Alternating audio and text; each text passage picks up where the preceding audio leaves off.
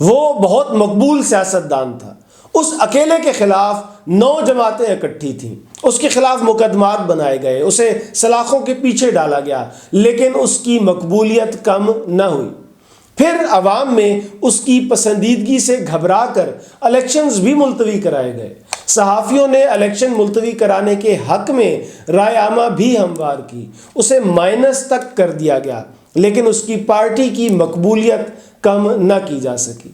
ماضی کی یہ سیاسی تاریخ ہمارے آج کے لیے کیا سبق دے رہی ہے؟ نوک جھوک کی ویڈیو کا یہی موضوع ہے۔ میں ہوں عمیر محمود۔ یہ ذکر ہے 1977 کا۔ جنرل ضیاء الحق ذوالفقار علی بھٹو کی حکومت کا تختہ الٹنے کے بعد انتخابات کرانے کا اعلان کر چکے تھے۔ 9 جماعتوں کا اتحاد اکیلے ذوالفقار علی بھٹو کے خلاف تھا۔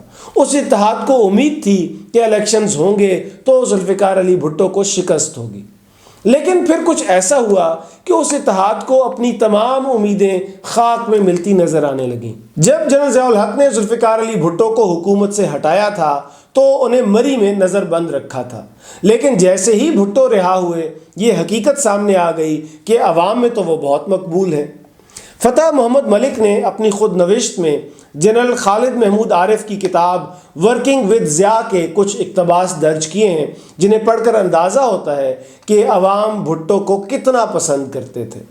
لکھا ہے کہ ادھر بھٹو صاحب مری سے رہا ہو کر میدان میں آئے، ادھر یہ حقیقت روز روشن کی طرح نمایاں ہو گئی کہ بھٹو کی عوامی مقبولیت میں کوئی کمی نہیں آئی۔ کوئی ریلوے اسٹیشن ہو یا کوئی ایئرپورٹ، جہاں بھٹو کی ایک جھلک نظر آتی، عوام ہجوم اندر ہجوم انہیں اپنے گھیرے میں لے لیتے۔ جب ایسا ہوا تو بھٹو کے مخالف سیاسی عناصر جنرل ضیاء الحق کی انتظامیہ سے پرزور مطالبات کرنے لگے کہ الیکشن ملتوی کر دیے جائیں اور الیکشن سے پہلے بھٹو صاحب کو کسی نہ کسی مقدمے میں الجھا کر پابند سلاسل رکھا جائے، جب تک وہ پاکستان کے سیاسی افق سے غائب نہ کر دیے جائیں۔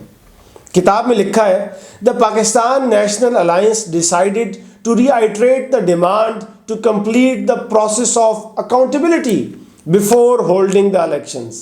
The PNA would remain silent if the martial law authorities decided to postpone the elections. یعنی پاکستان قومی اتحاد جنرل ضیاء سے مطالبہ کر رہا تھا کہ پہلے احتساب کرایا جائے پھر الیکشن کرائے جائیں، اور احتساب سے ان کا مطلب تھا ذوالفقار علی بھٹو کا احتساب کرنا اور انہیں سیاسی افق سے غائب کرنا۔ اس کے لیے وہ مارشل لا حکام کو یہ پیشکش بھی کر رہے تھے کہ آپ بے شک الیکشن ملتوی کر دیں، ہم خاموش رہیں گے۔ اب سنیے کہ الیکشن کے اس التوا میں صحافیوں نے جنرل ضیاء کی مدد کیسے کی۔ یہاں حوالہ دوں گا صحافی مظہر عباس کی ایک تحریر کا جو 5 اپریل 2020 کو روزنامہ دی نیوز میں شائع ہوئی۔ اس تحریر کا عنوان ہے وائی ضیاء ہینگڈ بھٹو، یعنی ضیاء نے بھٹو کو پھانسی کیوں دی۔ مظہر عباس کے مطابق مجیب الرحمان شامی نے انہیں بتایا کہ وہ دیگر صحافیوں کے ساتھ جا کر ضیاء الحق سے ملے تھے اور انہیں کہا تھا کہ اکتوبر 1977 کو ہونے والے الیکشنز ملتوی کر دیں، کیونکہ اگر وہ الیکشن ہوئے تو پیپلز پارٹی جیت جائے گی۔ ضیاء الحق سے ملنے والے دیگر صحافیوں میں مصطفیٰ صادق، اردو ڈائجسٹ کے الطاف حسن قریشی اور ہفت روزہ تکبیر اور روزنامہ جسارت کے محمد صلاح الدین شامل تھے۔ مجیب الرحمان شامی کے مطابق ضیاء الحق نے پوچھا عوام کی کیا رائے ہے، تو صحافیوں نے جواب دیا عوام تو بھٹو اور پیپلز پارٹی کے ساتھ ہیں، لیکن اگر آپ نے الیکشن ملتوی کیے تو ہم رائے عامہ کو آپ کے حق میں کر دیں گے۔ لکھا ہے We assured him that if he postponed the elections we would change the opinion in his favor۔ اب یہ وہ تاریخ ہے جو دستاویزی شکل میں ہمارے سامنے موجود ہے۔ اس سے سبق ہمیں یہ ملتا ہے کہ جب سیاستدان کسی غیر آئینی کام کا مطالبہ کرتے ہیں اور صحافی اس غیر آئینی کام کے حق میں رائے عامہ ہموار کرتے ہیں تو ملک کو نقصان ہوتا ہے۔